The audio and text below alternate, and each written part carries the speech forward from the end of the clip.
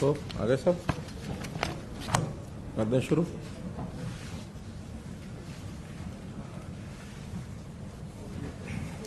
अच्छा लगता है, बड़ा बड़ा हाल है, कई दिनों के बाद हो रहा है,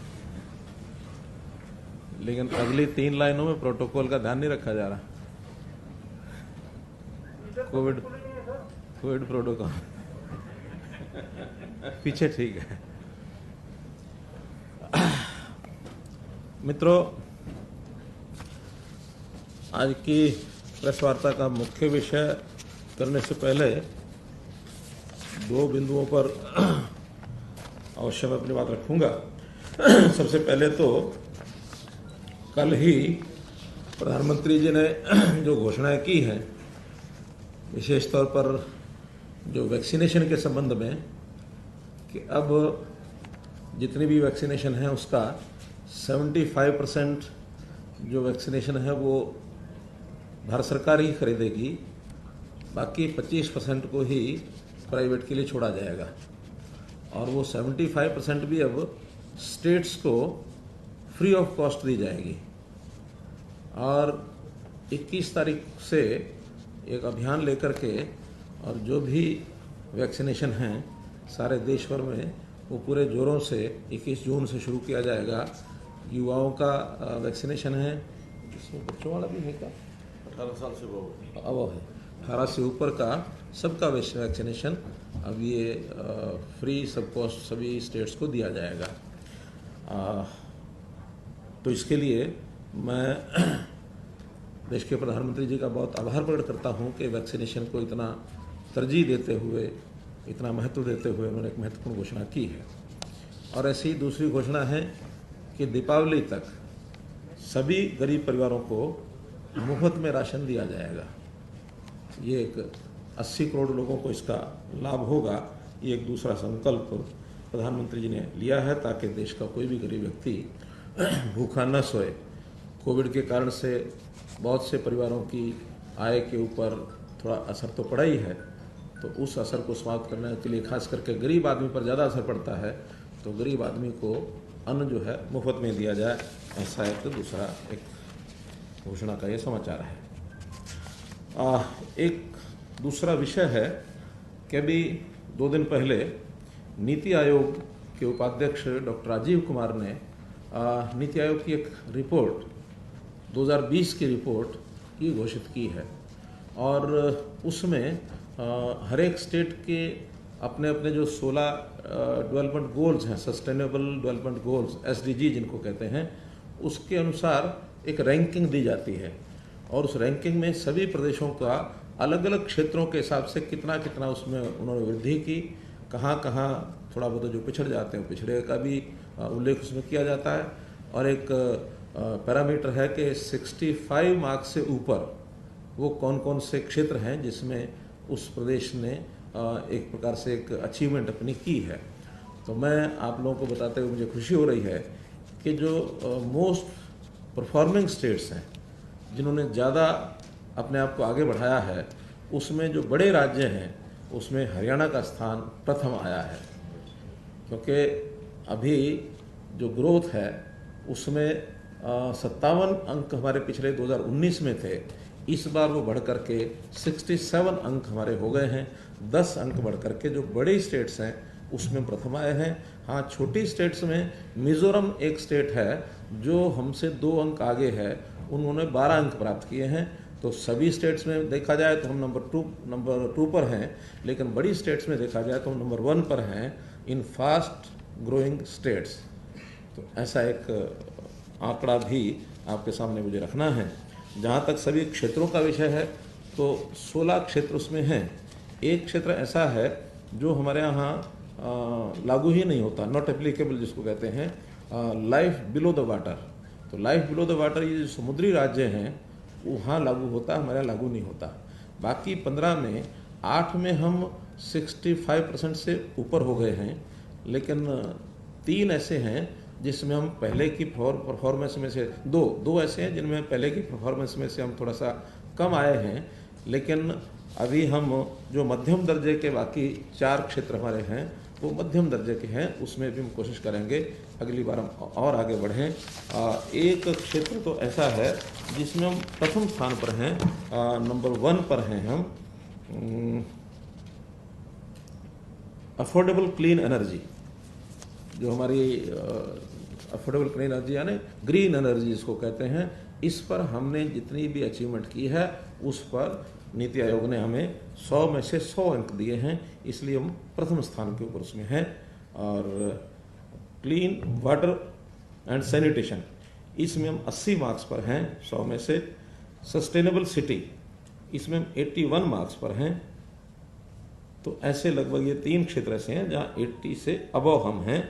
तो जो सबसे अच्छी प्रगति हमने की है उसके अंदर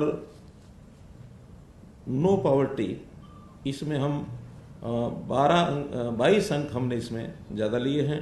और ऐसे ही सस्टेनेबल सिटी, जैसे मैंने बताया 81, इसमें हम पहले 49 पर थे, तो 32 अंक इसमें हमको ज़्यादा मिले हैं।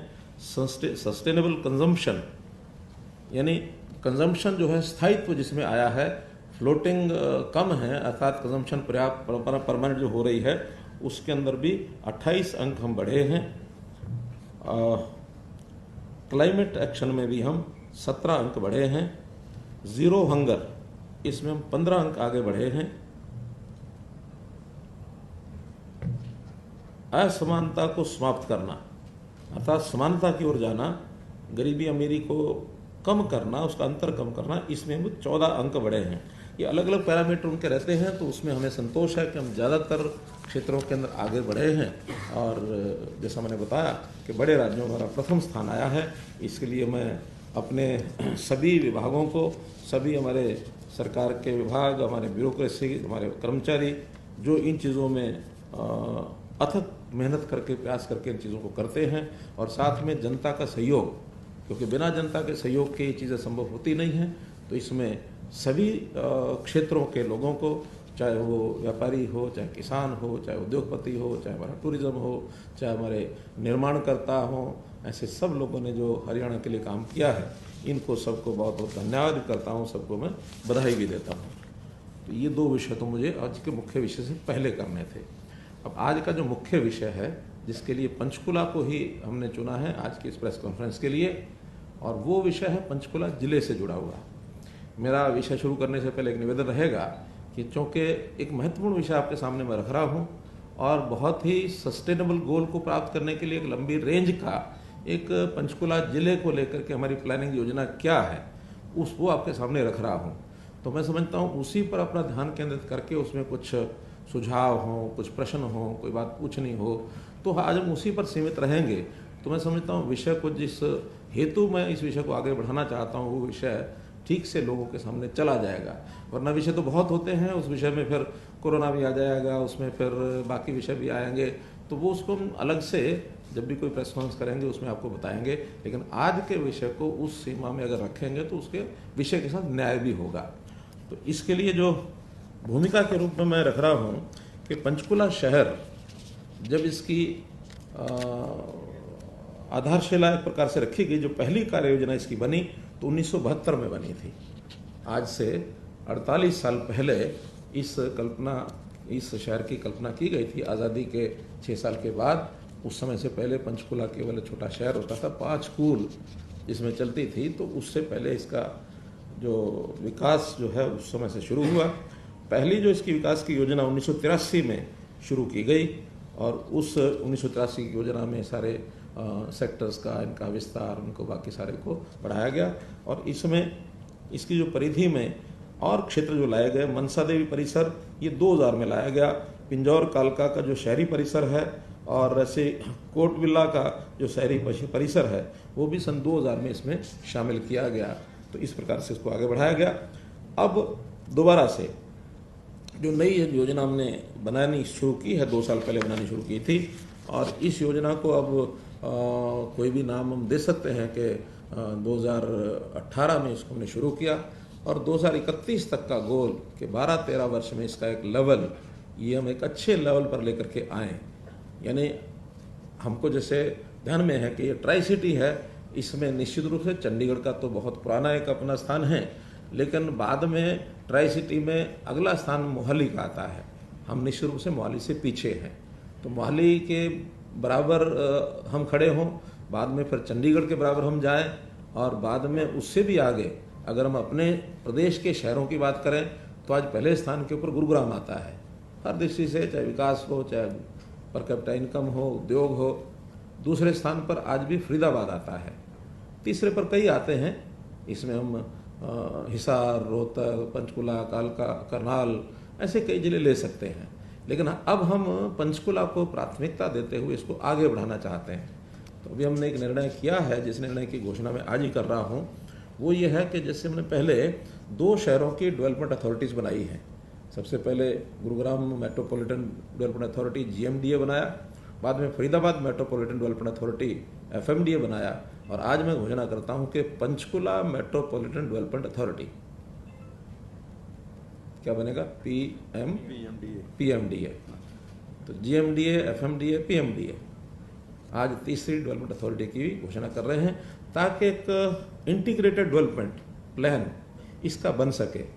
यहाँ वो अथॉरिटी भी काम करेगी, कॉरपोरेशन भी काम करेगा, फिर HSVP है वो भी पहले से काम करते हैं, HSAD से अलग से काम करते हैं, तो सबके काम का अपना एक संतुलन बनेगा। लेकिन टोटल इंटीग्रेटेड डेवलपमेंट हो, इसके लिए सारी योजना प्लानिंग वो जो PMDA वो इसको आगे लीड करेगी।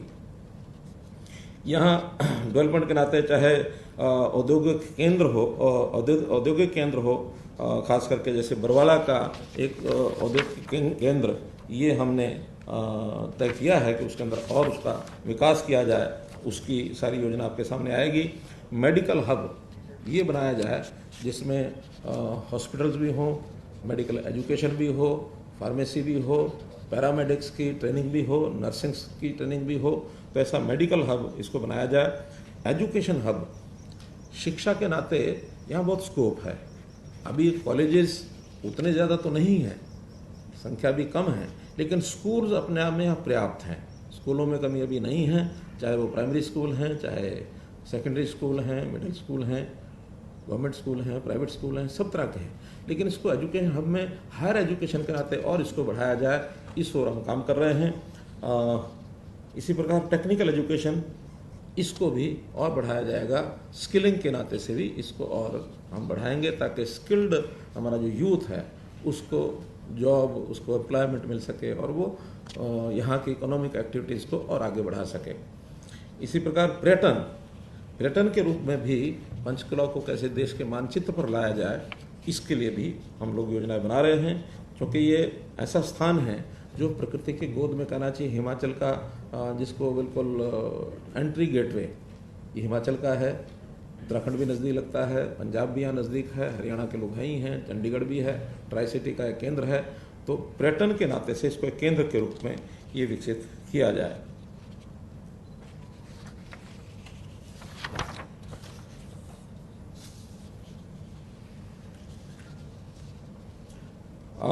सड़कों का जाल ये एक बनाया जाएगा। तो सड़कों के जाल में जो यहाँ की मुख्य सड़कें हैं, तो एयरपोर्ट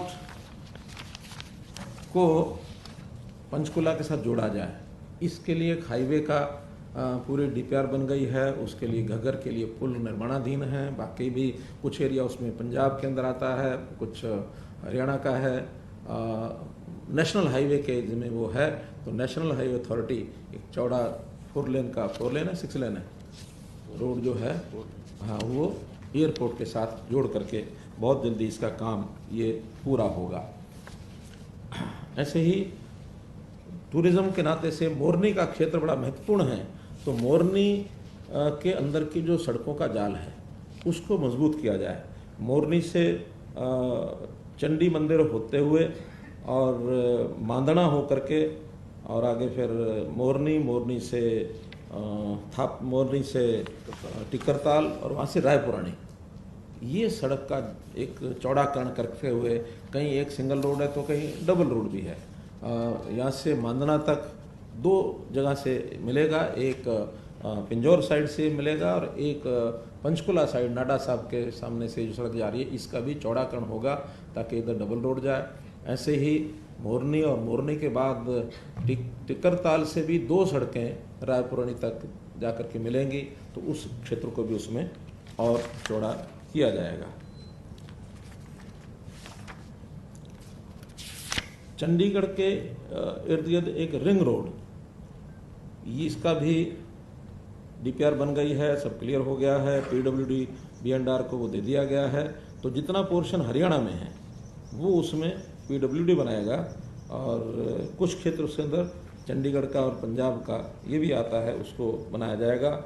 एक सड़क रामगढ़ से हिमाचल प्रदेश की तरफ, रामगढ़ से वो परवाणु जाकर के मिलेगी, ताकि सीधी उसकी कनेक्टिविटी हिमाचल हो जाए। पंचकुला का और रायपुरानी मोरनी, पंचकुला और मोरनी के सेंटर से वो सड़क मिलते हुए चौड़ी सड़क नेशनल हाईवे को ये कहा गया है, उसकी प्लानिंग भी वो बना रहे हैं। वैसे ही सड़कों का जाल जो है, इसको भी हम इसको प्लानिंग सारी नेशनल हाईवे से और पीडब्ल्यूडी से मिल करके और एक बड़ा इसके अंदर जाल बनाया जाएगा। रेल और हवाई कनेक्टिविटी, हवाई कनेक्टिविटी के नाते से जो पिंजौर का एयरपोर्ट है, इसको विकसित किया जा रहा है, और यहाँ से जो छोटी हवाई सर्विस, उसको क्या कहेंगे, एयर टैक्सी के रूप में वहाँ से अलग अलग स्थानों पर एयर टैक्सी चलाने की योजना, इसको भी क्लियर कर दिया है। एयरपोर्ट का नवीनीकरण हो रहा है, उसमें जितना भी उसकी आवश्यकता है इंफ्रास्ट्रक्चर की, वो वहाँ बनाई जा रही हैं।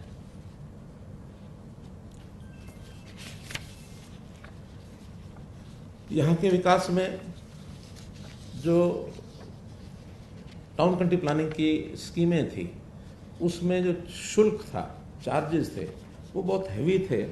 तो जो डेवलपर है वो यहाँ आए और प्राइवेट जो हाउसेज हैं वो भी अपने इस डेवलपमेंट के अंदर योगदान करें।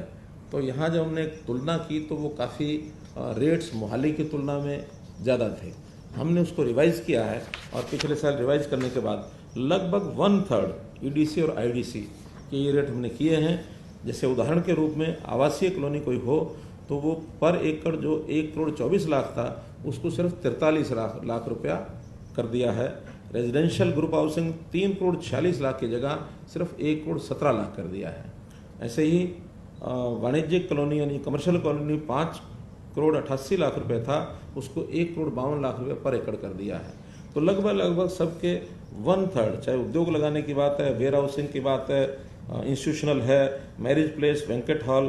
क्योंकि अभी हम देखते हैं कि जैसे ही पंजाब शुरू होता है तो बैंकेट हॉल बरमार है, अपने यहाँ कम हैं, तो इसलिए उसके जो चार्जेस जो हमारे यहाँ पहले 3,17,00,000 रुपये प्रति एकड़ था, अब सिर्फ 25,26,000 रुपये कर दिया है। यानी 1/10 से भी कम, 8% ही सिर्फ ये लगभग बनता है। नहीं 12%, 12-36, 12-13% ही बनता है। तो 12% ही 8वां हिस्सा उसको कर दिया है, 1/8। ऐसे ही अस्पतालों के लिए भी 77 लाख पर एकड़ जो चार्जेस थे, उसको सिर्फ 17 लाख कर दिया है, 60 लाख रुपये उसमें कम कर दिया है, ताकि कुछ हॉस्पिटल्स भी अगर प्राइवेट आना चाहते हैं तो उनको भी यहाँ आने के लिए मौका दिया है। 2 बड़े अस्पताल मेडिकल हब की जैसे मैंने बात की, तो सेक्टर 32 में और सेक्टर 5C में, ये दोनों जगह हमारे पास हॉस्पिटल प्लॉट्स हैं। ऑक्शन करेगा ना, ऑक्शन, हाँ, ये दोनों ऑक्शन किए जाएंगे ताकि बड़े हॉस्पिटल वहाँ आकर के और स्थापित हो सकें। ऐसे ही एक drug testing lab, food and drug testing lab, ये भी यहाँ पर 22 करोड़ की लागत से सेक्टर 3 में ये बनाई जा रही है। थापली में एक पंचकर्मा केंद्र और वेलनेस सेंटर आयुष विभाग की ओर से ये स्थापित किया जा रहा है। तैयारी शुरू हो गई है। 20 जून को शायद डिपार्टमेंट ने उसका लॉन्चिंग रखी है, उद्घाटन रखा है। 20 जून को उसका उद्घाटन हो जाएगा। 20 जून को वहाँ पर किसी ने भी अपने वेलनेस सेंटर में नेचुरोपैथी के नाते या पंचकर्मा केंद्र के नाते से अपना इलाज कराना है तो वह जा सकते हैं। बहुत लोगों को अपने शरीर की कोई भी क्रोनिक डिजीज़ होती है, लंबी बीमारी होती है, उसके लिए भी पंचकर्मा के इलाज की उसको आवश्यकता रहती है। तो ये अफोर्डेबल होगा, बहुत महंगा नहीं होगा, सस्ता होगा। वहाँ रहने के लिए भी पहले से एक 10 या 12 हट्स बनी हुई हैं, तो उसके अंदर वो वहाँ रह सकते हैं। वो सारा पहले जो फॉरेस्ट के पास ही था, वो फॉरेस्ट वाले ने उसको पंचकर्मा और अपना आयुष विभाग को दे दिया है ताकि वो इस व्यवस्था को शुरू कर सकें। पंचकुला में नर्सिंग कॉलेज की भी स्थापना की जा रही है। फार्मा उद्योग को बढ़ावा देने के लिए भी हमने बरवाला में दवा उद्योग का एक अलग से फार्मा क्लस्टर इसको बनाने की योजना बनाई है ताकि HSIDC के जो प्लॉट्स हैं वो भी उनको मिल सकें। एक अलग से जो प्राइवेट लैंड होगी उसको भी फार्मा क्लस्टर के नाते से उसकी डेवलपमेंट प्लान बनाई जाएगी ताकि लोग अपने आप भी अपनी ज़मीन खरीद करके और फार्मास्यूटिकल इंडस्ट्री के नाते से वहाँ जा सकें। पंचकुला का जो IT पार्क है इसको भी software technology parks of India, ये एक संस्थान है, उनके सहयोग से इसको विकसित किया जाएगा। हालांकि इसकी योजना कल्पना बहुत पहले बनी थी, बिल्डिंग्स बनी हुई हैं, लेकिन जितना उस IT पार्क को डेवलप होना चाहिए था वो नहीं हुआ। उसमें कुछ सुधार करते हुए और उसमें जो software technology park of India इसके साथ समझौता किया हमने, तो उनकी सहायता से 5 करोड़ रुपया लगा करके वो एक अपना बनाएंगे सारी योजना। उस योजना के माध्यम से वहाँ भी लोगों को और IT उद्योग के नाते से वहाँ जा सकते हैं। पहले से निफ्ट की जो भवन है उसका बन चुका है, शायद बन रहा है। तो सेक्टर 23 में निफ्ट की स्थापना ये की जा रही है।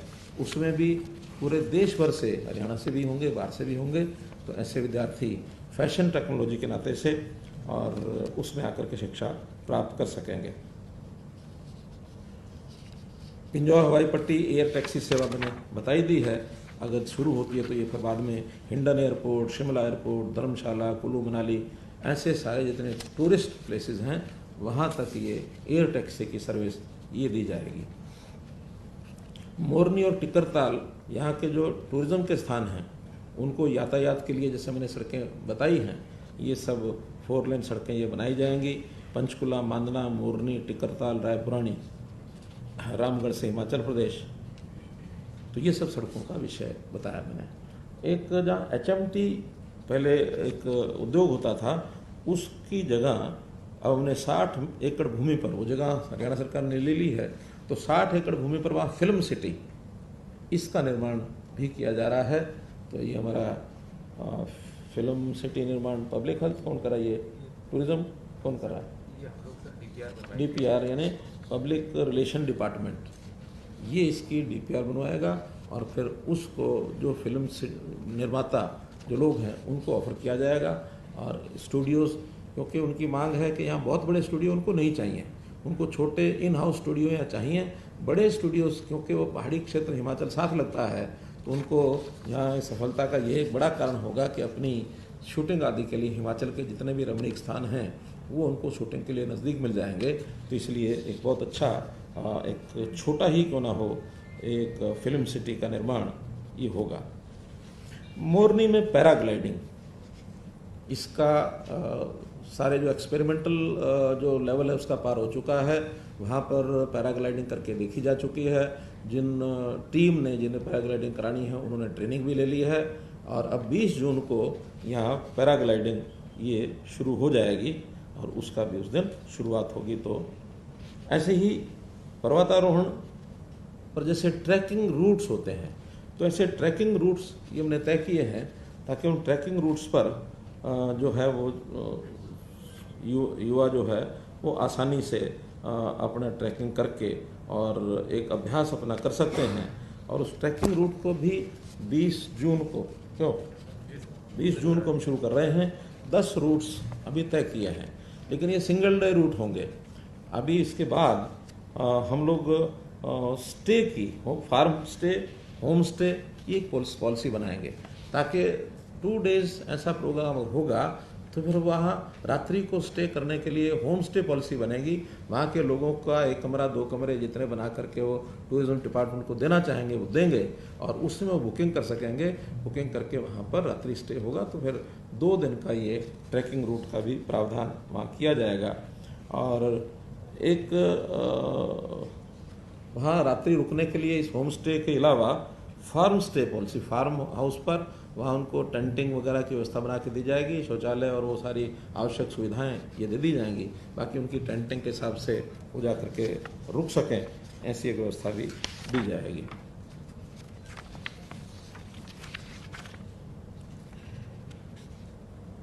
पर्यावरण को ठीक करने की दृष्टि से जो फॉरेस्ट डिपार्टमेंट ने योजनाएं बनाई हैं, उसमें एक अभी 5 तारीख को पर्यावरण दिवस 5 जून को था। उस दिन पंचकुला में आप लोगों को पता लगी गया होगा कि एक ऑक्सी वन की स्थापना की गई है। 100 एकड़ के ऊपर घग्गर के किनारे ये ऑक्सी वन, जहाँ ऑक्सीजन को प्रोड्यूस करने वाले जितने भी पौधे होंगे उनको लगाया जाएगा। और 10 तरह के अलग से वन, ये 2 एक साथ हुए थे, एक करनाल का 80 एकड़ का हुआ था, पंचकुला का 100 एकड़ का। तो ऐसे अलग अलग वन, जिन वनों में सुगंध देने वाला वन ये भी होगा, ऐसे ही जिसमें एक राशि वन होगा, पंचकुला में अलग से भी राशि वन होगा, यहाँ भी राशि वन की स्थापना शायद फॉरेस्ट डिपार्टमेंट के उसमें होगा।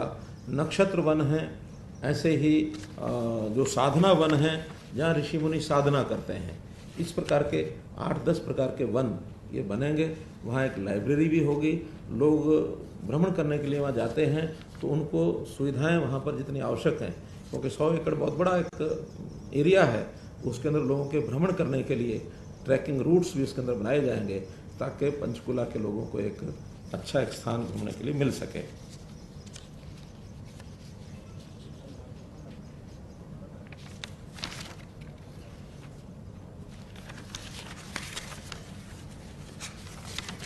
पंचकुला में मोरनी में जो वन विभाग है उसकी ओर से कुछ विकास के कार्य वो भी सब किए जाएंगे, ताकि पंचकुला अपने आप में एक शहरी विकास का स्थान होगा, लेकिन एक नेचुरल तौर पर जिसको कहना चाहिए विकास के नाते से टूरिज्म के आकर्षण देने को आकर्षित करने के लिए मोरनी का विशेष उपयोग करेंगे। वहाँ जितने भी पेड़ पौधे हैं, खास करके उसमें सुगंध वाले या जो नेचुरल ऑयल बनाने के जो पौधे होते हैं उसकी जो जड़ी बूटियाँ होती हैं उनको बनाया जाएगा। और वहाँ के लोकल जो वशिंदे हैं, जो रेजिडेंट्स हैं, उनको भी उस खेती को करने के लिए प्रोत्साहन दिया जाएगा। और एक उद्योग भी छोटा बड़ा यहाँ लगाया जाएगा कि ऐसे जो एक्सट्रैक्शन जो किया जाता है, तेल निकाला जाता है, तो ऐसे तेल निकालने के छोटे छोटे उद्योग उसके कारण से जो परफ्यूम आदि में काम आते हैं अथवा दवाइयों में काम आते हैं, मालिश में काम आते हैं, तो इस प्रकार के जितने औषधि युक्त तेल के जो निकालने का जो विधि है उसके कारखाने और उसी प्रकार के पेड़ पौधे ये लगाए जाएंगे। ये वन विभाग ने किस प्रकार की विशेष योजना, हमारे PCCF बैठे हैं, क्यों ऐसे ही योजना है ना सारी, हाँ, उस प्रकार का ये सारी योजना एक बनाने के लिए इन्होंने यहाँ की है, तो उसको वो जल्दी बनाने वाले हैं। टूरिज्म सर्किट रूट, ये भी अलग अलग टूरिज्म सर्किट रूट, उसके अंदर केवल पंचकुला जिला ना हो करके आसपास के जो क्षेत्रों में टूरिज्म स्थान हैं उसमें कुछ हिमाचल के हैं, चंडीगढ़ के हैं, ऐसे मिला करके कुछ टूरिज्म सर्किट रूट बनाए जाएंगे। उन रूट्स के ऊपर मिनी बसेस ये चलाई जाएंगी और उसकी गाइडेंस के लिए एक टूरिज्म गाइड केंद्र ये पंचकुला में बनेगा। बल्कि मैंने तो आज सुझाव दिया है, अभी उसको डिपार्टमेंट ने स्वीकार करेंगे, कब करेंगे और कब उसको शुरू करेंगे, लेकिन आज ही का सुझाव है। मैंने कहा कि जो टूरिज्म सेंटर है वहाँ केंद्र अपना जो बनेगा, वहाँ एक एकोमोडेशन का भी एक सिस्टम बनना चाहिए। कम से कम 50-60-100 कमरे वहाँ बनते हैं, तो जो भी आसपास के लोग टूरिज्म के नाते आते हैं या यात्री वैसे भी आते हैं तो यात्री निवास होगा, बुकिंग करा करके वहाँ रह सकते हैं। अगले दिन सवेरे ट्रैकिंग रूट पर जाना है, टूरिज्म के नाते कहीं भी जाना है तो जा करके सायंकाल वहाँ वापस आ सकते हैं। जो 2 दिन का है वो तो एन रूट उनका स्टेइंग की पॉलिसी बनेगी, लेकिन 2 दिन नहीं, किसी ने एक ही दिन करना है तो मानो यहीं से चलते हैं और यहीं वापस आकर रुकते हैं, चाहे अपने साधनों से जाते हैं चाहे बस के द्वारा जाएंगे, हमारी जो बसें बनेगी। तो ऐसा एक टूरिज्म डिपार्टमेंट से आया कोई, सेना जी नहीं आए वो, तो आप पांडुरंग जी आप ज़रा उनको ये कहें कि इस प्रकार का एक सेंटर का भी हमारा उपयोग होगा। वो 50 से 100 कमरे कितने हो सकते हैं, बहुत महंगे नहीं चाहिए, होटल नुमा नहीं चाहिए, लेकिन यात्री निवास टाइप यात्री रह सकें और उसमें डोरमेट्री भी हो, ताकि डोरमेट्री में भी लोग रह सकते हैं और सस्ते कमरे उपलब्ध हो जाए। तो ऐसे यात्रियों के लिए, टूरिस्ट्स के लिए वो एक स्थान बन जाए। माउंटेन ट्रेल, माउंटेन बाइकिंग, और एक कंपनी के लोग मेरे पास आए थे, वो बैलून का क्या है, हॉट एयर बैलून। तो वो हॉट एयर बैलून के लिए भी एक प्रोजेक्ट लेकर के आए हैं। मैंने कल उनके पास भेजा था, टूरिज्म वालों के पास ही, तो वो उसमें भी कोई ना कोई संभावना देखेंगे। उनको एक वातावरण के नाते से, एक एटमॉस्फेयर या उस प्रकार का जो हवा के नाते से जो जोग्राफिकल एक लोकेशन उस प्रकार की चाहिए, क्योंकि उसमें जो एक्सीडेंट्स होने की सारी चीज़ें उसको नकारना पड़ता है, पहले उसकी टेस्टिंग करनी पड़ती है।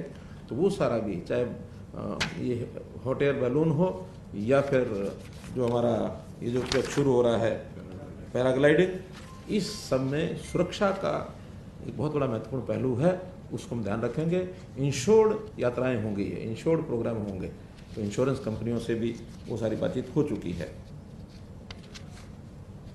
एक यहाँ स्टेट ऑफ आर्ट पुरातात्विक संग्रहालय सेक्टर 5 में 2 एकड़ जमीन उनके पास 2 एकड़ है, 2 एकड़ जमीन उनके पास है।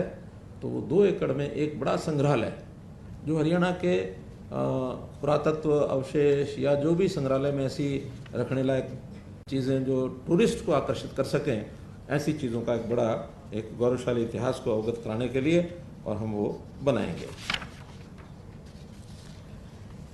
शहर की सफाई, शहर की सुंदरता, और यहाँ का जो खास करके सफाई अभियान के बाद जो डंपिंग ग्राउंड वगैरह होते हैं, तो एक बड़ी समस्या यहाँ की है। सेक्टर 23 में एक डंपिंग ग्राउंड बना हुआ है। अभी तक तो सारा जो कूड़ा करकट वहीं डाला जाता था, लेकिन अभी 5 तारीख की 5 नहीं 2 तारीख की जो मीटिंग हुई, उसके तुरंत बाद हमने कहा कि इसको जो झुरीवाला में एक डंपिंग ग्राउंड पहचान किया गया है, जो 31 दिसंबर 2021 को मैं स्वयं वहाँ देख करके आया था, वहाँ पर उन्होंने, पंचकुला के लोग बताएंगे कि वो वहाँ शुरू कर दिया कि नहीं कर दिया, कर दिया ना।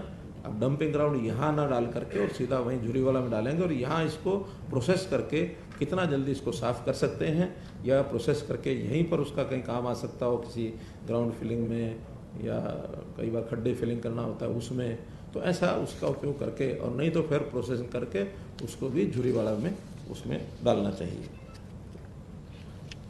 पिंजौर में एक सेब मंडी, फल और सब्जी मंडी, पंचकुला के सेक्टर 20, अच्छा सेक्टर 20 में तो किसान बाजार शुरू हुआ है, लेकिन ये पिंजौर की एक मंडी, इसका भी एक विकास करने की योजना ये बनी है। बहुत जल्दी वो मंडी, ऐसे मंडी ईयर मार्किंग उसकी हो गई है, बस उसका तो नक्शा बना करके दुकानें जो हैं उनको हमने सेल करना है, और हाँ उसमें काफ़ी कुछ हो चुका है।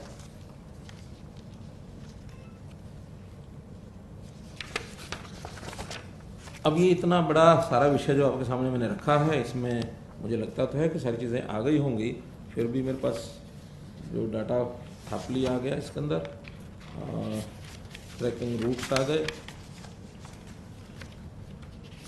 Farm stay home stay policy हो गई, टूरिज्म सर्किट रूट्स, ये सब बातें आ गई। स्पोर्ट्स एंड यूथ अफेयर्स, इनका भी, चूँकि हमारे यहाँ एक नेशनल लेवल का स्टेडियम जो बना है, और उसमें भी जो जो नेशनल इंटरनेशनल लेवल की फैसिलिटीज़ हैं वो खड़ी की जाएंगी। और यहाँ जैसे अपने को पता है कि इस साल नवंबर में खेलो इंडिया जो प्रोग्राम है, शर्त यही है कि कोविड के कारण से कोई स्थितियाँ बिगड़े नहीं, जिससे सुधार आ गया है, तो सुधार के नाते से ये सारा स्थायी अगर हो जाता है सुधार अपना, तो फिर ये बहुत अच्छे बड़े लेवल का, जिसमें 12,000 के आसपास जो पार्टिसिपेंट्स हैं वो भाग लेंगे, और पंचकुला के साथ साथ आसपास के शहरों में भी कुछ गेम्स, कुछ आइटम्स हो सकें, उसकी सारी योजना बना रहे हैं। इसके लिए भी कुछ स्थायी निर्माण वो किया जाएगा, कुछ अस्थायी वो चीज़ें जो की जाएंगी। तो स्पोर्ट्स का भी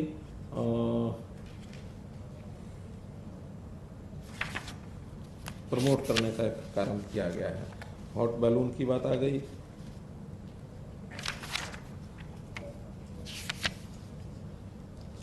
valley of flowers, herbal park, नक्षत्र वाटिका,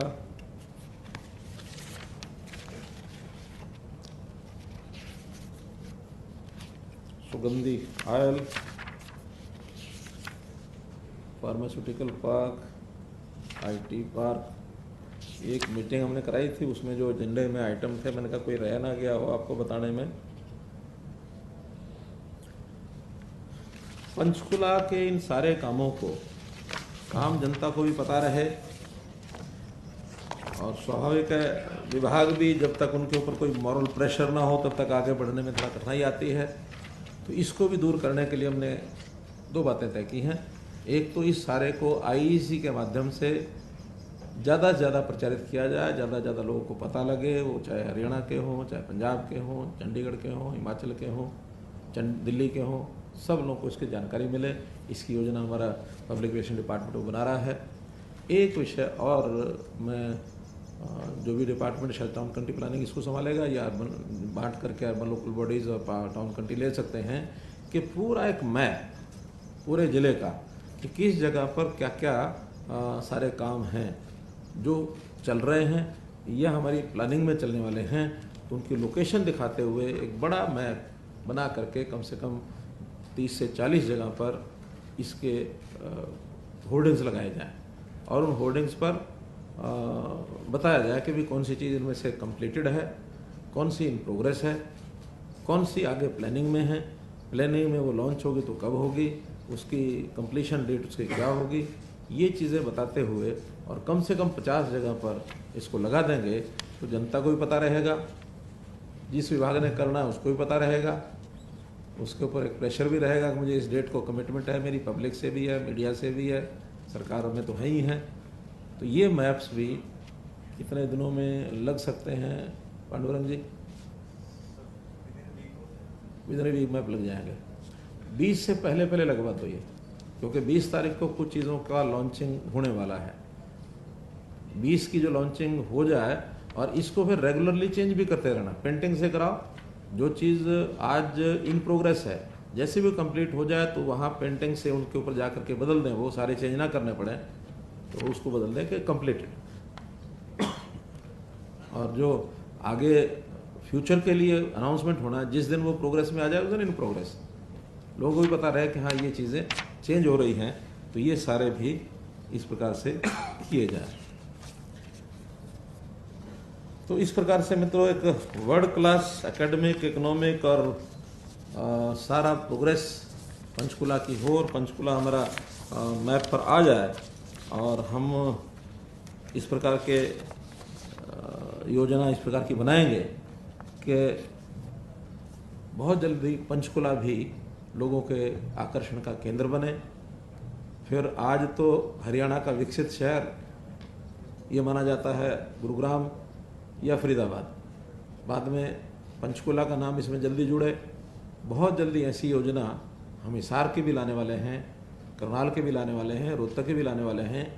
1 बाय 1 शहरों को आगे बढ़ाते हुए, शहरों का वैसे भी हमारा जो नीति आयोग ने जो सस्टेनेबल डेवलपमेंट गोल्स में शहरों के सस्टेनेबिलिटी में हमें अच्छे अंक दिए हैं, लेकिन हम इसको और आगे बढ़ाएंगे ताकि लिविंग स्टैंडर्ड, एक ईज ऑफ लिविंग, इसका इंडेक्स हरियाणा का बढ़े, लोग एक प्रसन्नतापूर्वक यहाँ रह सकें, ऐसी हमारी योजना कल्पना है, ये आपके सामने रखी है।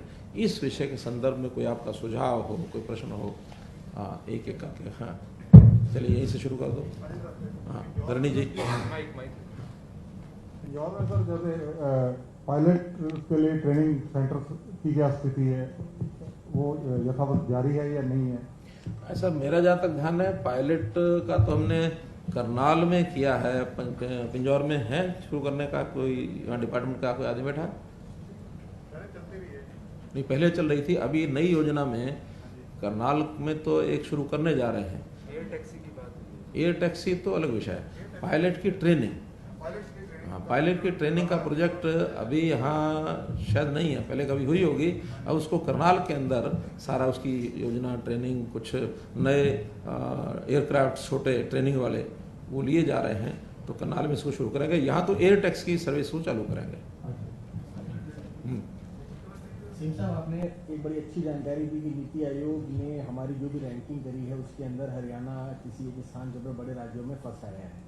हम अगर पंचकुला में बैठे हैं और पंचकुला डेवलपमेंट की बात करते हैं तो पंचकुला में बड़ी बड़ी होर्डिंग बहुत सारी जगह लगी है कि पंचकुला अभी 56वें रैंक पर है और हमें पहले रैंक पर पहुंचना है। देखिए मैंने आपको पहले बता दिया, अभी हम पहले रैंक पर नहीं हैं। मेरा सवाल दूसरा है। हाँ सवाल बोलिए। हाँ मेरा सवाल सर ये है कि ये बहुत अच्छी चीज़ है, हम पहले नंबर पे जब देखते हैं इंदौर को, तो आपने सुझाव भी बोला था, इसलिए बोल रहा हूँ। हाँ। इंदौर में एक बहुत अच्छी चीज है कि वहाँ पर लोगों को अपनी गाड़ियों में बास्केट रखने के लिए बोला जाता है कि आप अपना कोई भी कूड़ा हो आप बास्केट में रखिए, अपनी गाड़ी में ही रखिए और उसको एक नियत स्थान पर फेंकें। सब लोगों के अंदर अगर ये एक अनुशासन की भावना आ जाती है, और ये चीज सिर्फ पंचकुला में नहीं है, अगर पूरे प्रदेश में हो सकती है तो इससे अच्छा कुछ नहीं। हम इंदौर के मॉडल को अगर एक अच्छी चीज को अगर अडॉप्ट मतलब कर सकते हो तो बहुत अच्छी बात है। मुझे लगता है ये अच्छी चीज हो सकती है। बहुत अच्छा सुझाव है। और एक ये बिहेवियरल चेंज जिसको कहते हैं पब्लिक का, उसकी ओर आगे बढ़ना होगा। और अगर हम इसको बहुत बड़े लेवल पर नहीं, हम कारपोरेशन लेवल पर एक योजना बना करके, हमारे मेयर साहब बैठे हैं, योजना बनाएं, पास करें, इसका सर्कुलेट करें और जितनी गाड़ियों वाले हैं उनको भी पैम्पलेट पत्रक दें, जगह जगह बोर्ड लगवाएं, ताकि इस चीज़ को पंचकुला शहर में एक बार करना शुरू करें। इसका विस्तार तो कभी किया जा सकता है, लेकिन कुछ लोगों को आदत ही लग जाए, हाईवे के ऊपर, इनसाइड रोड्स पर, और गाड़ियों के बाकायदा रजिस्ट्रेशन जिनकी पंचकुला में है उसका मिल जाएगा, डाटा मिल जाएगा, उनको पत्र भी लिखें। तो इसका प्रचार करेंगे तो बहुत अच्छा सुझाव है, इसको लागू करना चाहिए। एक बार शहर से शुरू करते हैं, फिर आगे बढ़ाएंगे। पहाड़ी इलाकों में जो एक चीज देखने में आती है कि रोड्स तो ठीक है डेवलप हो जाएंगी, लेकिन वहाँ पे एक जाम की बड़ी समस्या रहती है। किसी भी जगह पे हिंदुस्तान में चले जाओ, पहाड़ी इलाकों में एक समस्या रहती है। पंचकुला के बताओ। पंचकुला के मैं बता रहा हूँ, जैसे देहरादून से मसूरी तक उन्होंने जो है एक ट्रॉली की योजना शुरू करी है। 35-40 किलोमीटर ट्रॉली सीधा मसूरी तक जाएगी, तो रास्ते का जो ट्रैफिक है रोड्स के ऊपर वो ट्रैफिक खत्म हो जाएगा। इस तरह की कोई योजना अगर बन सकती है। नहीं, आप सुझाव देना कि मोरनी वाली साइड पे कहाँ से कहाँ तक बनाए। मोरनी वाली साइड पे सर, मोरनी से टिकरताल। नहीं, देखिए टूरिज्म के लिए तो ठीक है, लेकिन जहाँ तक ट्रैफिक की बात है, वो ट्रैफिक वाली प्रॉब्लम मोरनी और टिकरताल साइड में नहीं है। वो तो टूरिज्म के नाते से उसका जो ठीक सुझाव है, कॉस्ट बेनिफिट रेशो उसकी देखेंगे, क्योंकि इन चीजों के ऊपर जितनी इन्वेस्टमेंट होती है वो इन्वेस्टमेंट या तो पीपीपी मोड पर कराई जाए या सरकार करे, दो ही चीजें हैं। लेकिन उसमें कितनी उसकी कॉस्ट आएगी और कितना कॉस्ट बेनिफिट रेशो, थोड़ी चीज उसमें सब्सिडाइज की जा सकती है। लेकिन सब्सिडाइज करने के बाद ऐसा नहीं ना कि 10% रेवेन्यू और 90% सब्सिडाइज करना पड़े, तो वो चीज लंबे समय तक चलती नहीं है। तो सुझाव अच्छा है, लेकिन पहले जो बाकी चीजें हैं, एक बार पब्लिक का ट्रैफिक बढ़े, पब्लिक ट्रैफिक बढ़ने के बाद ये चीजें एक के बाद एक चालू होना बड़ा स्वाभाविक है। सुझाव अच्छा है। पीछे हाँ। माइक लो। पंचकुला से जुड़ी बात करने के लिए आपने कहा सर, तो पंचकुला से जुड़ा एक सवाल ये है कि गुड़गांव का डेवलपमेंट इसलिए बहुत तेजी से हुआ कि वो इंटरनेशनल एयरपोर्ट के आसपास है। पंचकुला ट्राई सिटी की बात करें कि एयरपोर्ट हमारा चंडीगढ़ में था, जो अब इंटरनेशनल एयरपोर्ट मोहाली में शिफ्ट हो गया। मोहाली नहीं है, चंडीगढ़ ही है वो, लेकिन वो उसकी भौगोलिक स्थिति मोहाली में है सर। आप उस समझ गए। सवाल यही है कि इक्वल शेयर होने के बावजूद, पंजाब के बराबर शेयर है हरियाणा गवर्नमेंट का उसमें, लेकिन वहां पे हरियाणा का कुछ लगता नहीं कि हरियाणा का भी इससे कोई लेना देना है। एक रोड थी प्रस्तावित जो पंचकुला से उस एयरपोर्ट तक जानी थी, ताकि कनेक्टिविटी पंचकुला शहर की आपने पता नहीं सुना कि नहीं सुना, मैंने शुरू में सबसे पहला रोड्स में वही विषय लिया था कि उस विषय पर काम चालू है। एक काफी समय हो गया उस पर कुछ। हाँ नहीं ठीक, वो ध्यान में अब उस पर जब प्रोग्रेस करेंगे, मतलब एक एक चीज की जब रिपोर्टिंग लेंगे तो उसके अंदर रोड सबसे पहले आती है। अब क्योंकि एक इंटीग्रेटेड डेवलपमेंट प्लान जो बनी है उसमें मैं लगभग हर महीने, अब इस पिछले 3 महीनों से लगातार मीटिंग हो रही है, और उसी के परिणाम स्वरूप आज मुझे लगा है कि मुझे अब ये डेवलपमेंट प्लान जो है, इंटीग्रेटेड डेवलपमेंट प्लान, ये जानकारी आप लोगों के माध्यम से जनता को देनी चाहिए। अब ये प्रायोरिटी बेसिस पर इसको करेंगे, उसमें चाहे सड़कें हों चाहे बाकी प्रोजेक्ट्स हों, तो बाकी हरियाणा में तो सारा काम चलेगा ही, लेकिन ये प्लान जो है ये अलग से इसके ऊपर फोकस करने के लिए आज ये बताया, तुम फोकस करेंगे। सिंह साहब, पंचकुला के डेवलपमेंट के लिए पंचकुला को स्लम फ्री करने को लेकर क्या योजना है? क्योंकि स्लम जो है वो बहुत ज्यादा सर पिछले कुछ समय में पंचकुला के हर सेक्टर में जो स्लम एरिया है वो ज्यादा डेवलप हो गए हैं। तो क्या योजना है सर इसके लिए? अलग से कोई इनके लिए कोई एक एरिया डिसाइड करके इनको शिफ्ट करने की कोई योजना हो, या फिर किस तरह से काम करेंगे सर स्लम फ्री करने के लिए पंचकुला? हाँ देखिए, एक एरिया जैसे वो राजीव कॉलोनी, इंदिरा कॉलोनी का है, उसकी डेवलपमेंट प्लान बन चुकी है और उसके लिए एरिया भी कितने एकड़ का तय हुआ? 58 एकड़ का एरिया तय हो चुका है। कंपनियों से बातचीत चल रही है, उसका टेंडर हाँ, टेंडर होने वाला है। पीपीपी मोड के ऊपर कोई भी कंपनी उसको बनाने के लिए अगर तैयार होगी तो यहाँ लगभग 16 एकड़ जमीन कुछ ऐसा हमको बचेगी। तो वो जमीन जो है कमर्शियल इस नाते से काम आ सकेगी। वो एक बड़ी जमीन, फिर उस पर बिल्डिंग बनाना और थोड़ा बहुत चार्जेस उन ओनर्स के जो प्लॉट ओनर या जो भी ओनर है उनके ऊपर भी डालेंगे ताकि सस्ती किस्तों में वो उसको ले सकें। तो ऐसी एक कम्प्रिहेंसिव प्लान उसकी बन गई है और उसको भी आगे चलाना है। तो वो प्रोजेक्ट भी इस प्रोजेक्ट में हम ले लेंगे। सेंट्रल लाइब्रेरी की जरूरत है। एक करके सेंट्रल लाइब्रेरी की जरूरत है जी। हाँ, ठीक, लाइब्रेरी बनाई जाए। सेंट्रल लाइब्रेरी एक अच्छा विषय है और मैं समझता हूँ इसके लिए हायर एजुकेशन कोई साइट तय हुई है इसकी कोई बात हुई थी डिजिटल लाइब्रेरी जो नीचे ये बन रहा है ना अपना म्यूजियम, आर्कियोलॉजिकल टॉप फ्लोर सबसे जो है वो लाइब्रेरी का है। जो म्यूजियम बन रहा है 2 एकड़ के ऊपर, उसके टॉप फ्लोर के ऊपर एक लाइब्रेरी प्रस्तावित है। Digital library. हाँ, इधर सामने लाओ। डंपिंग ग्राउंड को शिफ्ट किया जा रहा है, लेकिन लोगों की शिकायत है कि वो भी रेजिडेंशियल एरिया के 2 किलोमीटर 1 किलोमीटर की परिधि में है, तो उसका शिफ्ट करने का उतना फायदा लोगों को नहीं पहुंचेगा।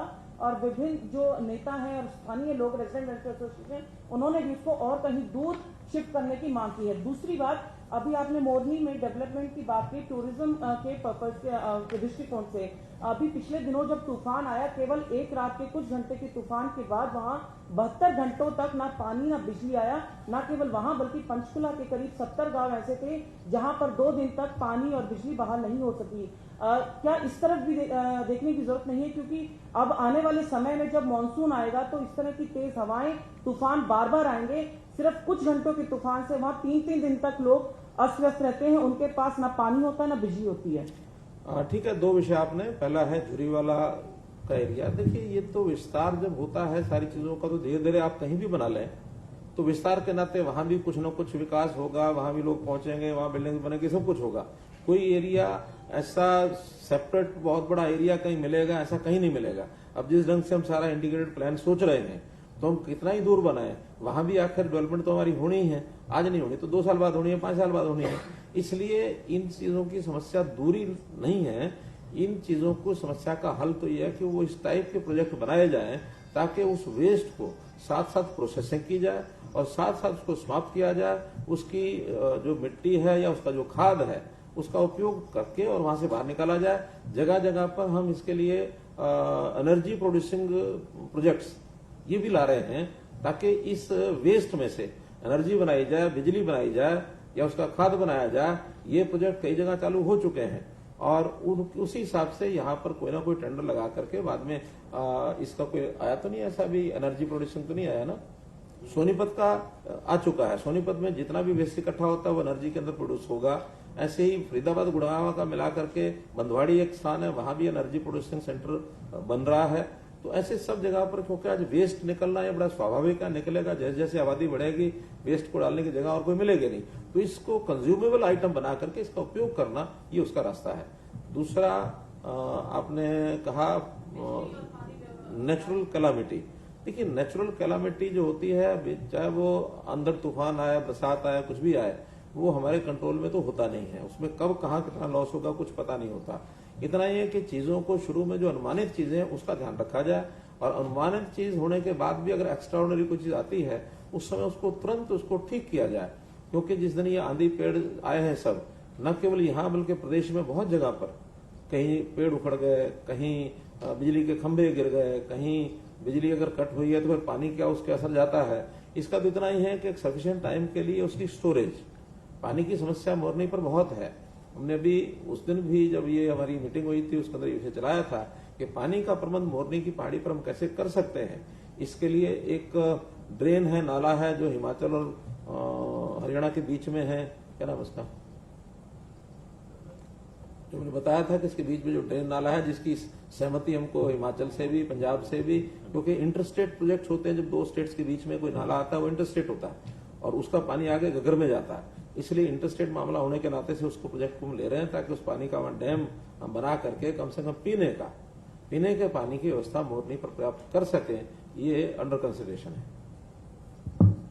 मुख्यमंत्री जी, जिस तरीके से हरियाणा क्लीन एनर्जी और सस्टेनेबल डेवलपमेंट में जिस तरीके से अव्वल आया है उसके लिए हरियाणा के लिए ये गौरव की बात है। लेकिन नीति आयोग की ही रिपोर्ट बताती है कि आर्थिक वृद्धि और उद्योग मानकों में गिरावट और बेरोजगारी में हरियाणा इस ओर भी हरियाणा आगे बढ़ रहा है, उसको लेकर के क्या प्रयास? देखिए, ये जो बेरोजगारी की रिपोर्ट गलत रिपोर्ट है, नीति आयोग की रिपोर्ट में कहीं नहीं है।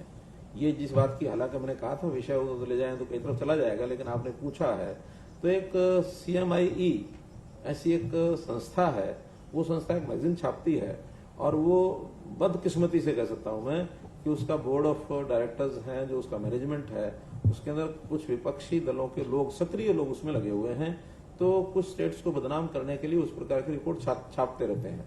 हमारे पास अपना एक डाटा है परिवार पहचान पत्र का। परिवार पहचान पत्र में जितने लोगों ने अपने आप को बेरोजगार कहा है, सेल्फ डिक्लेयर्ड, अब सेल्फ डिक्लेयर्ड से बड़ी बात तो नहीं होती है, तो सेल्फ डिक्लेयर्ड बात में 2 करोड़ लोगों में से 2 करोड़ में से सारे तो शायद उस एज वर्ग के नहीं होते हैं, लेकिन कुल मिलाकर के 5 और 6 लाख के बीच में ऐसे लोग हैं जो अपने आप को बेरोजगार कहते हैं।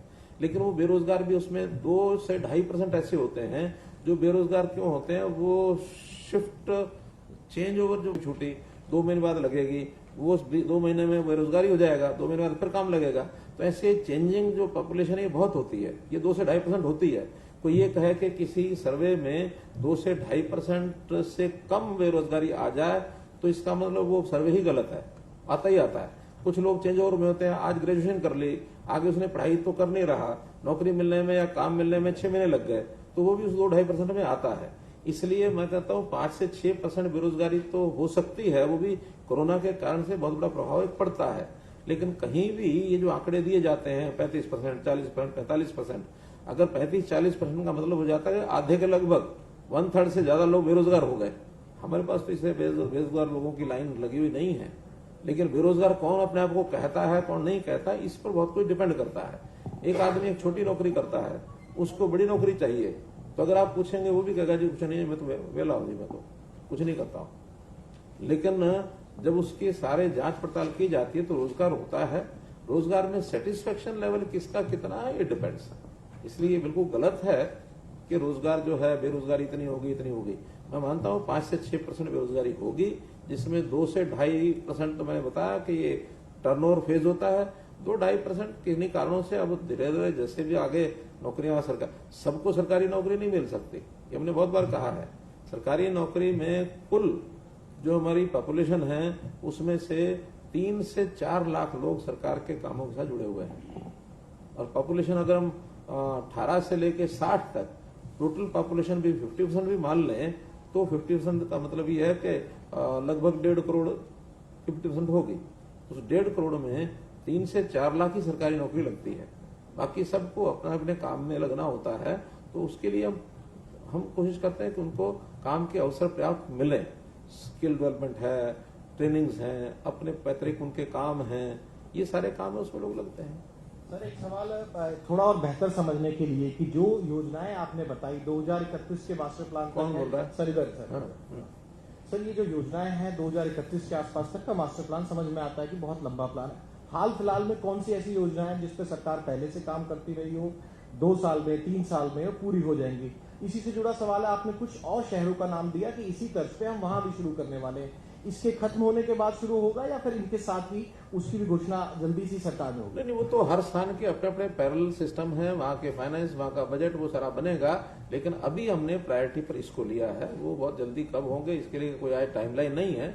लेकिन इस शहर को एक मॉडल शहर बनाया जाए, क्योंकि ट्राई सिटी का एक अंग है। यहाँ अगर पीछे रह जाएंगे तो फिर उसका लाभ चंडीगढ़ और मोहाली ले जाएगा, वो आगे बढ़ेंगे। तो एक ही एरिया के अंदर एक शहर पीछे रहे, एक आगे बढ़े, ठीक नहीं। तो इसका पैरेलल एक अच्छा विकास यहाँ का हो। योजनाएं जैसे मैंने बताई है, कुछ तो साथ साथ अब चल ही रही है, जिस पर डेवलपमेंट का काम कम है वो साथ साथ चल रही है। जैसे अभी मोरनी की 2-3 योजनाएं मैंने बताई कि 20 तारीख को उसको लॉन्च करेंगे। और पैराग्लाइडिंग है, जैसे आयुष का थापली का मैदान है उसको शुरू करेंगे। कुछ रूट्स के ऊपर जैसे मैंने बताया कि 10 रूट हम ये चालू कर रहे हैं 20 तारीख को। तो ये लोगों के आकर्षण का केंद्र है। बाकी डेवलपमेंटल काम में जैसे फैशन डिजाइन का जो हमारा चल रहा है, वो बिल्डिंग बन रही है, चालू हो रही है। जो मंडी है पिंजौर की, वो बननी शुरू हो जाएगी। तो एयरपोर्ट का जो काम है वो चालू है, इसका जो बनना है एयरपोर्ट पर एयर टैक्सी का वो चालू हो चुका है। तो ये चीजें बहुत जल्दी होंगी और जो प्लानिंग वाली भी हैं वो बहुत जल्दी इसी साल के अंदर सबकी प्लानिंग बनेगी। सबका जो यूजुअल टाइम है, किसी का साल है, किसी का 2 साल है, वो उसमें पूरे होंगे। 2031 की तो प्लान जिस कंपनी को हमने बताई थी उन्होंने 2031 रख करके, क्योंकि प्लानिंग में पॉपुलेशन का भी एक सिस्टम सोचा जाता है।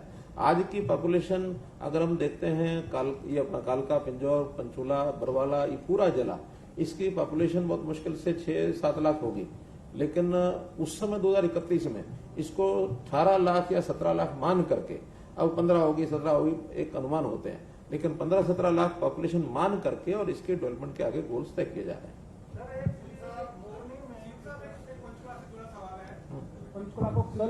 पंचकुला को क्लीन एंड ग्रीन बनाने की शुरुआत कर दी गई है। पीछे गुप्ता जी ने सड़कों पर, जो अंदरूनी सड़कों पर पेंटिंग की शुरुआत की थी, परंतु पंचकुला की बात की जाए, कहीं भी टॉयलेट नहीं है, कोई शौचालय नहीं है, चाहे वो अंदरूनी हो चाहे वो हाईवे हो।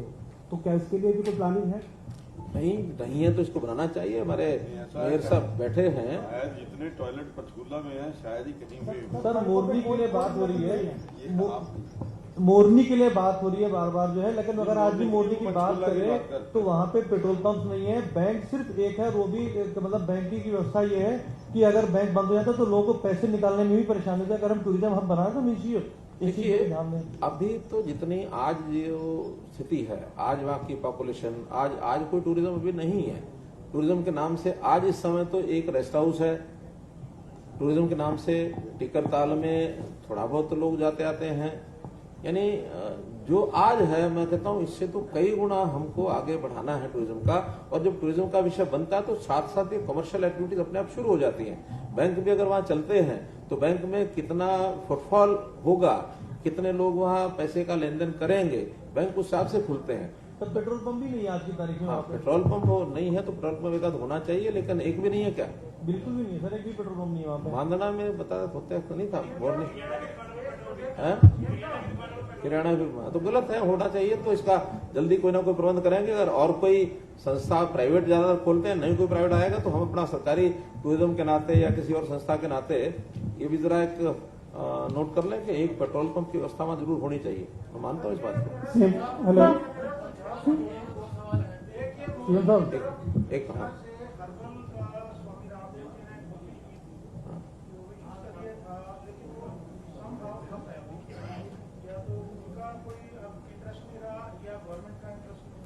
नहीं ऐसा इंटरेस्ट नहीं, ऐसा नहीं है। जो अभी योजनाएं बन रही हैं इसी का वो एक पार्ट बनेगा। ऐसा कि उनको हमने कोई जमीन दी है ऐसा नहीं है। वो उस एरिया में कुछ एक्टिविटीज ऐसी शुरू हो तो डिपार्टमेंट को सुझाव देंगे, डिपार्टमेंट को फैसिलिटेट करेंगे, उनके अपना जो एक कंसल्टेशन टाइप है, और उसी में जनता के लिए भी ये जो सारी चीजें निकल रही हैं, जैसे हम निकाल रहे हैं कि वहां सुगंधी के फूल होने चाहिए, या कुछ ड्रग्स जो हैं आयुर्वेदिक की दवाइयां, ड्रग्स, इसके लिए पेड़ पौधे लगने चाहिए। ये सारा उसी विचार में से निकला हुआ है। और उसी विचार में से वो जो 50,000 एकड़ जमीन है जो फॉरेस्ट की जमीन है, उस फॉरेस्ट की जमीन में चाहे फॉरेस्ट डिपार्टमेंट चाहे पब्लिक उसके अंदर इस प्रकार की अपनी पैदावार करे तो लोगों की आर्थिक स्थिति भी अच्छी हो, और ये आउटपुट के नाते से बाय प्रोडक्ट ये निकलने चाहिए। तो ये सारी योजना उसमें से, हाँ, ये उसका एक प्लान का हिस्सा है, वो उसमें कहीं अलग नहीं है। एक चीज और इसी के अंदर, मोरनी के इलाके को जो लोग जानते होंगे उनको बता रहा हूँ कि वहां एक बहुत बड़ी समस्या लगभग 40 साल से नौ तोड़ की चल रही है। तो नौ तोड़ की प्रॉब्लम बहुत बड़ी है, उस पर भी हमने डिपार्टमेंट को लगा दिया है। उन्होंने अपने सारा डाटा सब कुछ सिस्टम बनाना शुरू कर दिया है, ताकि बहुत जल्दी ये नौ तोड़ वाले मामले में जो जमीन जिसकी है वो उसको चली जाएगी, जो सरकार की सरकार को चली जाएगी, और उसमें जिन सरकारी जमीनों पर वो लोग बैठे हैं उनका भी कोई सिस्टम बन जाए ताकि उनका रोजगार उनको मिल जाए, और जो पेड़ पौधे फॉरेस्ट ने लगाने हैं उसकी सुरक्षा रहे।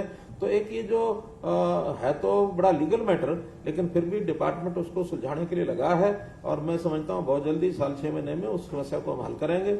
और ये मोरनी के इलाकों के लिए बहुत बड़ा एक सुकून होगा, ये नौ तोड़ की समस्या का हल हो जाए। सीएम साहब, पंचकुला का जो एक्सटेंशन है सर, वो रायपुरानी और बरवाड़ा साइड में हो रहा है, और वहाँ जो पोल्ट्री की यूनिट्स हैं वो एक बड़ी प्रॉब्लम्स हैं। वो एनवायरनमेंट के मामले में भी, लोग शादियों में भी जो है ना वो कई चीजों की परहेज करना पड़ता है, तो उसका कोई उपचार है जी? मक्खियों का वहाँ एक बहुत बड़ा विषय है, उन पोल्ट्री फार्म्स के कारण से खड़ा हुआ है पिछले 4-5 साल से। उसके लिए कई शहरों में जो पोल्ट्री फार्म्स हैं जिन्होंने कोई व्यवस्थाएं की, उसका भी अध्ययन किया। हमारे स्पीकर साहब एक बार स्वयं भी तो बहुत कम हो गया, एक बार स्वयं भी अध्ययन करके आए थे और अब ये बता भी रहे हैं कि बहुत कम हुआ पहले से। और आप भी अगर उधर इलाके में रहते होंगे तो आभास होगा कि पहले जितनी अब नहीं है, फिर भी जितनी है वो समाप्त होनी चाहिए। उसका साइंटिफिक कोई ना कोई मेथड देखा जाएगा। कुछ खर्च भी करने की बात आएगी तो जितना पोल्ट्री फार्म जो हैं उनके सहयोग से कुछ सरकार को प्रोजेक्ट करना हो, सरकार भी लगाएगी।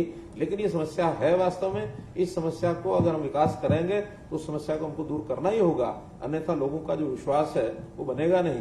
इसलिए वो समस्या को हल करने के लिए हम लगे हैं, ध्यान है उसके ऊपर हमारा। सीएम साहब, दो बड़े विषय हैं पंचकुला से जुड़े हुए। इसमें क्योंकि इतने सारे ड्रीम प्रोजेक्ट आप लेके आ रहे हैं पंचकुला एरिया में, मोरनी खासतौर पे पिंजौर की बात आपने की है, इसमें वाइल्ड लाइफ जो है पहले से भी इस फील्ड में काम हो रहा है, क्योंकि वहाँ पे जंगलात हैं और फॉरेस्ट का एरिया है, तो एनजीटी और सुप्रीम कोर्ट की बहुत सारी गाइडलाइंस हैं। तो उसमें वाइल्ड लाइफ को लेकर कितना ध्यान रखा जाएगा, उसमें क्या योजना है, नंबर 1। दूसरा मेरा सवाल आपसे यह, इतना बड़ा ये वेल डेवलप्ड शहर है, रात को पंचकुला की कनेक्टिविटी नहीं है। 9-10 बजे के बाद कोई व्यक्ति पंचकुला आना चाहे, खासतौर पर घग्गर के जितने सेक्टर हैं उनमें जाने की कोई व्यवस्था नहीं है, या तो वो प्राइवेट अपनी गाड़ी से या टैक्सी करके लोग आएंगे। तो ये बहुत बड़ी प्रॉब्लम है। रात को शहर की बस का कोई बसें तो चल रही है, रात को नहीं चलती, 10 बजे के बाद नहीं चलती ना। रात में कनेक्टिविटी नहीं है हमारी, 10 बजे के बाद नहीं चलती, 10 बजे तक तो चलती है। कनेक्टिविटी की प्रॉब्लम है। वो तो ऐसा है कि कितनी पॉपुलेशन के हिसाब से कितनी एक लोगों की आवश्यकता है, उसके हिसाब से कोई सर्विस अगर कहीं लगता है किसी रूट के ऊपर देर रात भी आना जाना लोगों का, कोई शिफ्टों में नौकरी करने वाले या कोई पत्रकार जो रात को देर से घूमते हैं उनको आने जाने वाले के लिए है कोई व्यवस्था की जरूरत होगी तो देखेंगे। नहीं, एक दूसरा विषय आपका था वाइल्ड लाइफ। देखिए, हम हर एक कानून का ध्यान रखते हैं, किसी कानून की अवहेलना नहीं होती। फॉरेस्ट के अपने नियम कानून हैं, वाइल्ड लाइफ के अपने हैं। हम वाइल्ड लाइफ के और फॉरेस्ट के जितने भी नियम कानून हैं उसके हिसाब से उनसे पहले एनओसी लेते हैं, जो वहां से सैंक्शन मिलती है तब लेते हैं। जैसे भी ये जो रोड है जो पिंजौर से और वाया मांदना होकर मोरनी वाली, ये रोड अभी अगर रुकी हुई है तो केवल वाइल्ड लाइफ का जो डिपार्टमेंट है उनकी कुछ क्लियरेंसेज हैं, अप्लाई किया हुआ है। अगर वो क्लियरेंसेज लेने की आवश्यकता नहीं होती तो ये अब से 6 महीने पहले सड़क बन गई होती।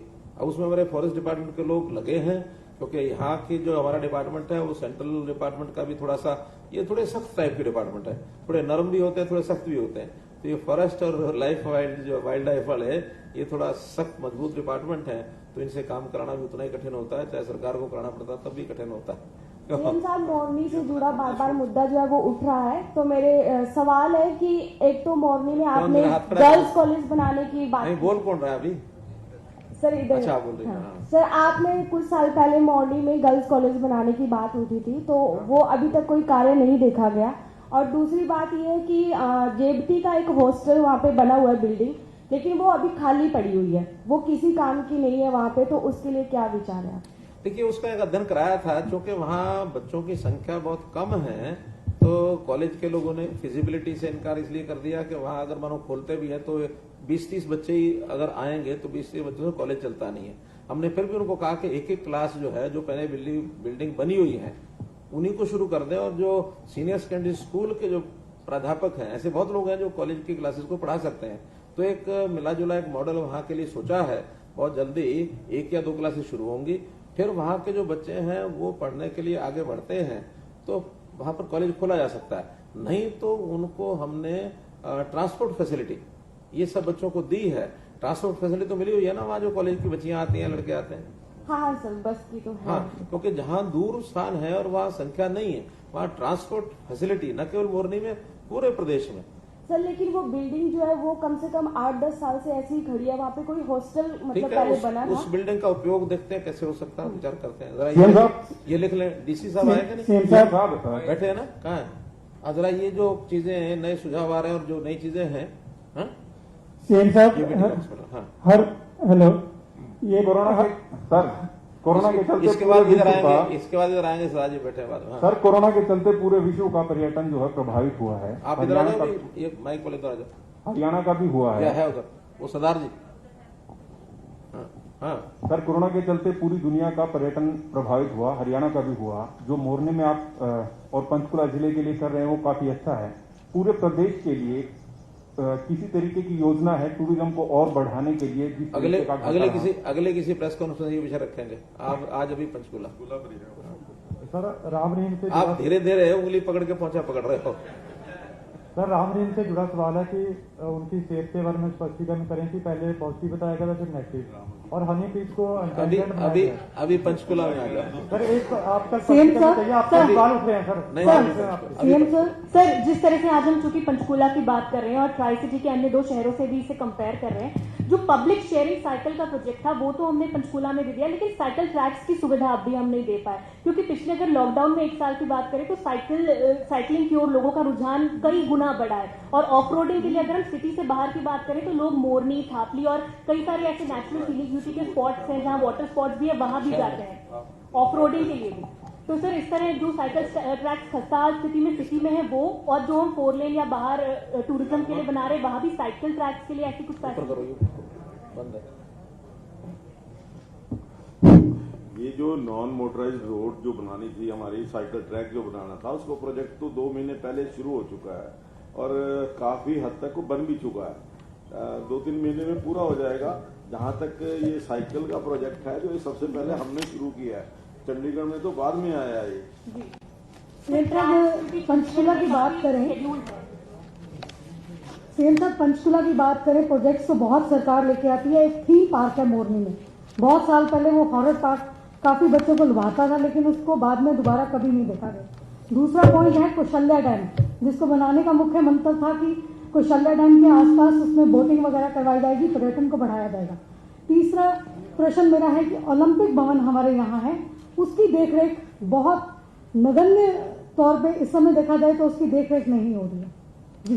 देखिए, अभी तक जितने प्रोजेक्ट्स थे वो सब आइसोलेटेड फॉर्म में सब तय किए जाते थे, कोई बनता था, कोई नहीं बनता था, कोई बीच में रह जाता था। लेकिन अब हमने 3 महीने बल्कि 2 साल पहले विचार किया था, लेकिन जब से शुरू किया है 3 महीने से ये सारी डेवलपमेंट, एक इंटीग्रेटेड डेवलपमेंट ये सारे हम कर रहे हैं। ऐसे सारे विषय एक एक करके इनको सबको आगे बढ़ाएंगे और एक पंचकुला, नया पंचकुला ये बनाएंगे। बहुत बहुत धन्यवाद।